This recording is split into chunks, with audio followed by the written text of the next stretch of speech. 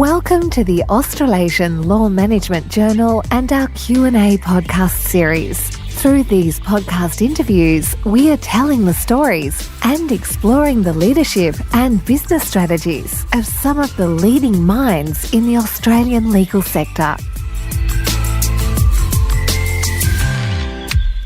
Thanks, Melissa, for joining us on our Q&A. As a starting point, we'd just love to know how you got into the law, why you love the law, and what brought you to this point. Well, thanks for having me on, Cameron. I really appreciate it. It's a fantastic opportunity, and I absolutely love educating people through law, and it's something that I've done over a long period, especially since starting out on my own 2 years ago. Property law is where I specialise, and it's an area that I'm particularly passionate about. And I think it starts from when I was a very young girl. My father is in the building industry, has always been in the building industry. So from a very young age, I was exposed to lots of discussions about property, seeing a lot of property. That was always something that we talked about in our household. And I think from very young, I developed a very big appreciation for what property is and what's involved. And then I went on to do some business studies after high school at Victoria University, got an early offer into doing a bachelor's as well as part of that journey. From there, I did a couple of units in law. I think it was business law and employment law at the time. I really enjoyed the thinking that goes into it. It really helped me develop a lot of problem-solving skills, if you like. And then I decided from there on to go into doing a Juris Doctor of Laws at Monash University in Melbourne CBD. And that was a really amazing learning curve. I learned a lot. I, of course, followed my passion into property law, did that for quite a few years, was in the conveyancing industry for close to 10, and now I've got my own practice and haven't looked back since. And you mentioned that you set it up 2 years ago. That's not an easy decision. There's a lot of work involved in that. What was the motivation and how tricky has it been during a period where a lot of people were struggling with COVID? Oh, of course, yes. So I kind of used that downtime as to my advantage, actually. So I finished up in private practice at a generalist law firm in Melbourne around about March 21. And then, yes, that was amongst COVID. And I then used a couple of months to just have a breather because I suffered from a lot of burnout from where I was before. And so I needed to take time off. And then I also used that time to start developing my business plan and creating all of my accounts for my business. And then by the time I got to July 21, I started taking in clients from that point on. It was a process to start my business. I took my time in some sense to do it because I just wanted that, I guess, time to myself back then. And then I was fortunate. I had lots of supportive people in my family, a lot of supportive friends. They had started referring clients to me at that point in time. And then word of mouth grows. You start developing more and more referral contacts that start to give you business and vice versa. And that's something that's been growing since day one. And the property market's been on a wild ride the last few years. I guess that's played into your favour. There's been massive spikes in the property market across many of the capital cities. Has that played into your favour?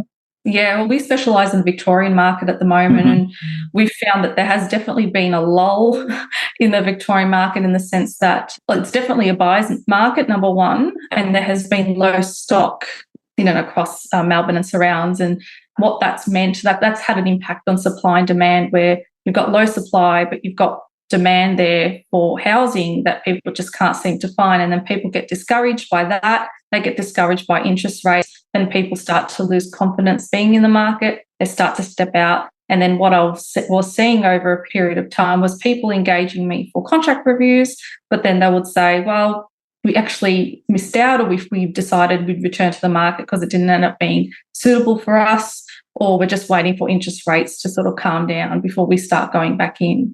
So there's been a lot of that feedback. But having said that, I'm actually finding the last couple of months it's starting to bounce back a bit more, which has been interesting. So do you think there's just more confidence in the market now? I think because the RBA's paused on the rates in recent times, that's a whole different discussion. But because they've paused those rates in recent times, people may have felt a little bit more breathing space and have decided to come back into the market. Heading into spring is usually the peak season of every year, so that could be also a factor as well. Now, things must be going pretty well. You were named Sole Practitioner of the Year in the Australian Law Awards, and to do that just after establishing the business 2 years ago is a remarkable achievement. Tell me about how you feel about that, and also what do you think got you across the line? It was a shock when it happened. I remember when I was there because, you got to, it took me so long to really put it all into perspective. And it is really rewarding when your industry does recognise you for the hard work that you put in. And I think there's a lot of practitioners that deserve it just the same. But when you think about the Australian Law Awards, you've got, more than 1,000 people, I think, applied this year. And then they shortlist it to about 360 odd finalists. And then from that, there's about 39 people that get awards in different categories. So you think about where it starts to how many get awards. It's a big deal. And it's been wonderful since getting the award as well. We've had a lot of recognition through different channels, whether it's through podcasts or through other professionals wanting to prepare publications for the business. So it's been really good in that sense. But I think winning the award is definitely symbolic of a lot of the hard work that I've put into the business. And I don't just accept it on behalf of myself, but for other industry colleagues as well, because like I said, there's a lot of people that do deserve it. And yeah, it definitely was a surprise at the time. And you mentioned before about bringing new clients on board for a new firm. Obviously, that award is a great marketing tool, but you also do podcasts, for example, and it strikes me that a lot of law firms are not very good on that PR and marketing front. I'm interested how the podcast's going, for example, and what is working for you on the marketing front. Yeah, really good question. As lawyers, we're not trained to be marketers by any sense. We're trained to be hands-on doing client work. We're trained to problem solve. We're trained to be right in there with running files, etc. So marketing is just not on the register for a lot of us. So for me, especially being a law firm owner, I've had to wear a lot of hats, and I've actually had to train myself out of just thinking about that and starting to think about, well, what sort of measures do I need to have in place for marketing? Understanding who my target market is definitely one of the first steps for me. So when I originally started my business, one of the things that I really focused on was understanding who I wanted to target my business to. And for me, it's definitely the Gen Y market.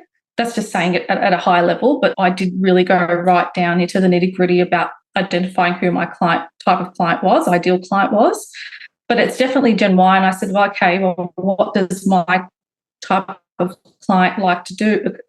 What does my target market like to do every day?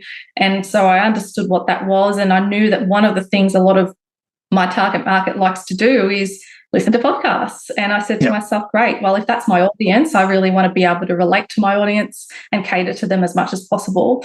And so I decided to create a podcast called The First Home Show, which is a podcast that's dedicated to first home buyers who I think are the most vulnerable and need to be the most empowered in the property market, because often you may not be sure about what's happening around you. You're relying a lot on other people's advice when you're in the market for the first time. And so I really feel like there's any way I can use my knowledge to empower those that are first home buyers and make them feel less vulnerable, then why not do that through a podcast? So I've done that as well. I also have a couple of other podcasts that I also participate in. I'm also a co-host of the Property Chats, which I release about every 4 to 6 weeks with the mortgage broker David Petit from Yellow Brick Road in Caroline Springs.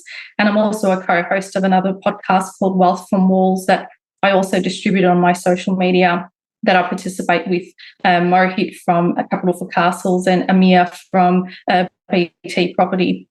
So there's that too, again, because my target market likes podcasts. Also, I'm very active on my social media. For me, getting a lot of organic growth through social media, and especially LinkedIn, has been quite powerful.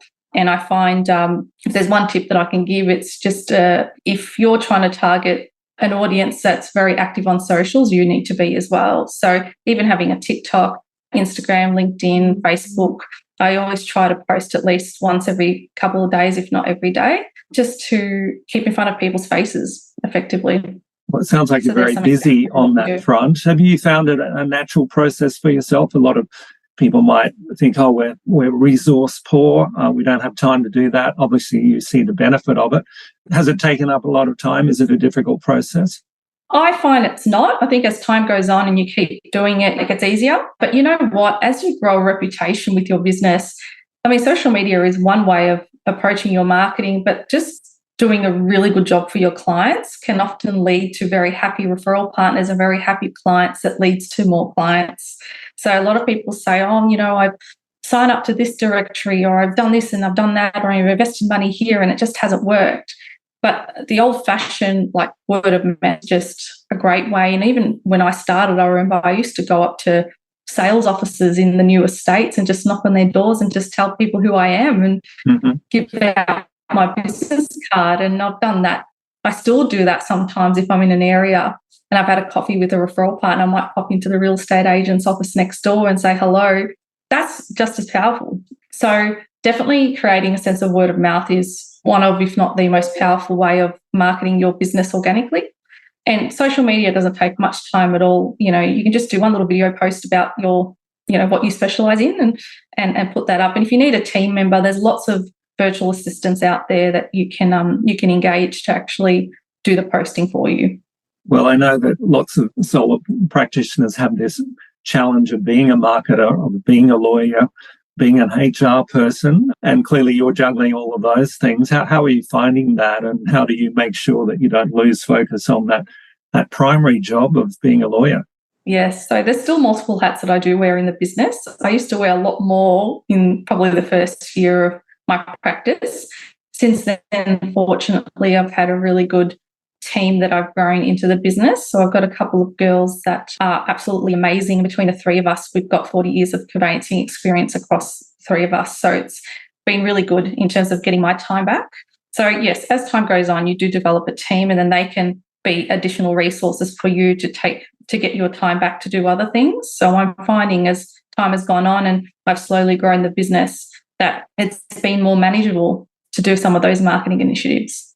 And we always ask, because we're management focused, about the leadership style or the management style of our Q&A subjects.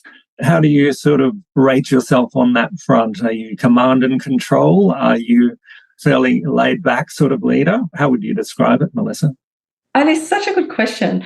There's a lot of demand and control in our industry, and I just want to be a thought leader to change that as best as I can. So for me, I consider myself more of a collaborator / leader in my business. So for me, I find it so important to bring my team into discussions about where the business is going, not just delegating tasks, but actually having those conversations so that my team feels like they're a part of something bigger. And so it makes them feel like they're more connected to the values of the business. That is something that's so important. There's a lot of law firms that still fail to do that. There's still this big hierarchy in our industry, especially with medium and above, medium and top tier law firms. You get such a hierarchy.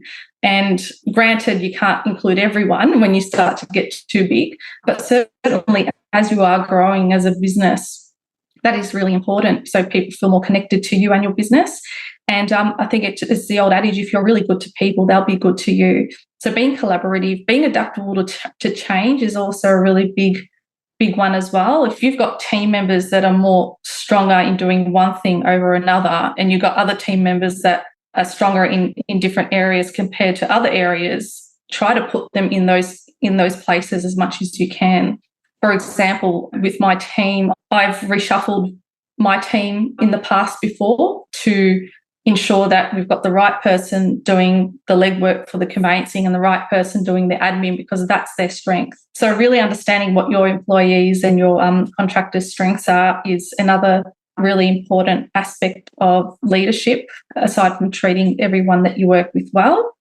And having an open door policy, I find, and this is from my own experience, I remember with a lot of private practices I used to work for, I felt really unsafe at times. Unsafe in the sense that if I say that I'm struggling, I'm worried that my job security is on the line. And that happens a lot. And that needs to change big time in our industry. And for me, it's an open door policy in my business.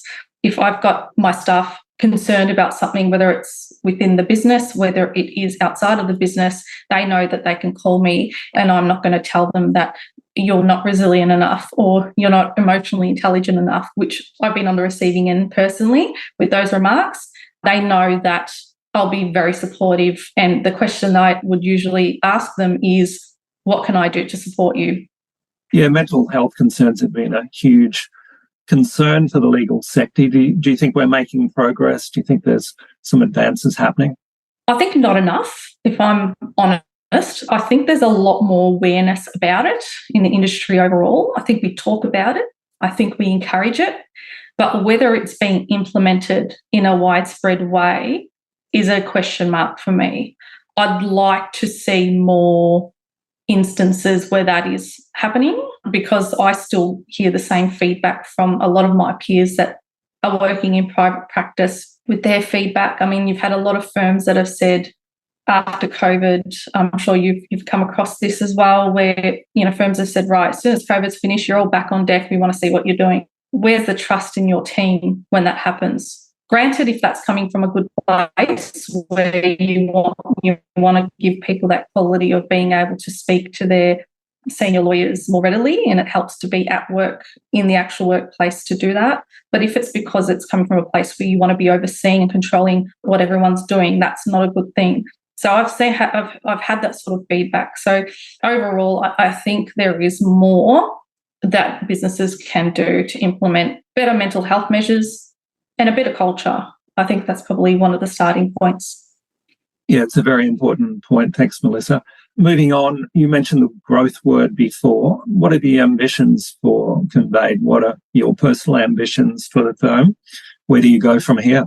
Yeah, so I work with about a 5-year vision for the business. Within the next sort of 3 to 5 years, we want to venturing into being more of a national brand. So our aim is, from next month onwards, we want to start taking on Queensland, for example. So that's a really exciting move for the business that we're just about to launch.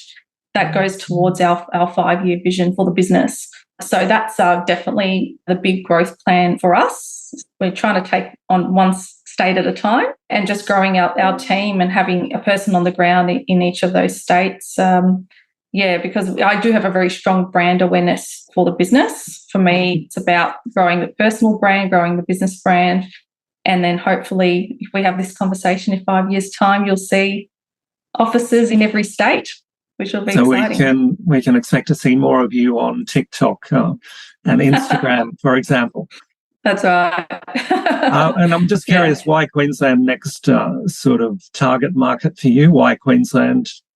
Yeah, it's a hot market, to put it simply. So why not? I thought about it. I said, where would we go next? I mean, we're doing well in Victoria. Where's the next place? And I had a chat about it with my team. We said, well, there's a lot of people in Victoria that are actually investing in Queensland. So there is a market of people here that want to deal with someone here or a Victorian startup business that can assist them with Queensland purchases as well. So we thought about that market, and there is just a lot more activity there in comparison to other areas of Australia.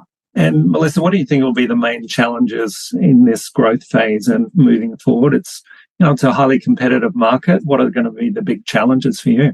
I thought the big challenge was going to be marketing. Like, how do we market now on a much wider scale? So that's something that we're working on as we speak. So that's one challenge. The other one, and I find that this is just a challenge that I've faced since the beginning, is finding really good staff. And it does happen because I've now got amazing staff, but certainly that is probably the biggest challenge, is finding the right people to fill the right spots in your business. And, there's a responsibility on me to ensure that anyone that comes into my business is happy. So I'm always actively ensuring that that's the case. But just having the right people with the right expertise and the right attitudes is just something that you really have to make sure are in place from the beginning. And sometimes getting the right people can be a challenge at times. And I expect that that's probably something that we'll encounter as we start to grow the business as well, but that's just part and parcel of the journey. How have you found those good people in the past? I've consulted with my network to find some good people. I've really taken my own initiative to really put the word out there. And I've spoken to quite a lot of people that have come my way to make an assessment on who would be right. So for me, I go through a diligent process of vetting in a way to ensure we've got the right people on our team. For me, personally, skills can be learnt. My view is that skills can be learnt. They don't have to be the most experienced conveyancer in the world. That can all be learned. It's more attitudes, getting people in that have the right attitudes. That's what I vet for.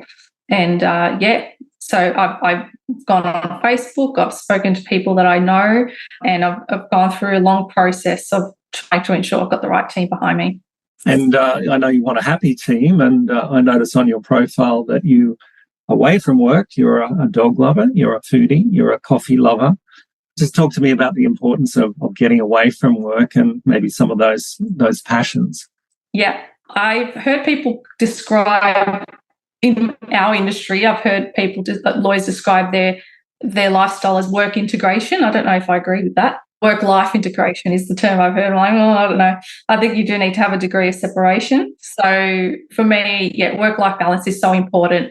And, there are times as solicitors it does get stressful at times. So it's really good to have a nice outlet outside of work. And that's why, for me, I just like to go out and try different cafes. I like to spend time with my fiance's dog, Simba. He's a lovely canoodle, barks like anything, but the most adorable thing in the world. I love to stay fit and healthy. So it's about making sure I'm eating the right foods, making sure that I'm fit to ensure that I'm able to manage stress. So, I think it's very important that you find some sort of outlet that's going to get you away from work, because life doesn't have to be all about work, especially in our industry. And you say you're a coffee addict. I noticed that on your profile. Melbourne's a pretty good place for that, but what's your coffee of choice? Oh, you know what? I like I'm pretty standard. I like a soy latte. It's very Melbourneian of me. I like a soy latte. There's a really nice place in the city. It's called Patricia's. I don't know if you've heard of it. It's on Little Burke Street, but they have a nice, real robust coffee. So I'm up in Brisbane, but when I'm down in Melbourne, I'll have to give that a try. I think we're giving them a free plug by the sound of it. We are giving you a free plug. But, I love a good latte. I like a strong coffee as well, so for me. It's great to get your insights, Melissa. I'm just interested, are there any other messages you wanted to get across about your firm, or any advice to other sole practitioners? I know it's a pretty tough market for some of them. Any other thoughts? Yeah. When times get hard, always remember what your purpose was to begin with when you started your business, especially if you are a small law firm owner. Just always remember that. Remind yourself of what you're passionate about. Follow your passions. That's what I always suggest. If it's the law, remember your purpose. You are going to come across challenges, but we do have a very supportive industry, and you can always call out to them, and you can call out to me. And just be mindful of the culture that you create for your employees. Make sure that everyone's happy. And in turn, if you're good to people, they'll be good to you. Melissa, thanks for your time. Really appreciate it. My pleasure. Thanks, Cameron. Thanks for listening to the Australasian Law Management Journal Q&A podcast. If you enjoyed this episode, please consider subscribing. For more law management insights, please visit lmhub.com.au.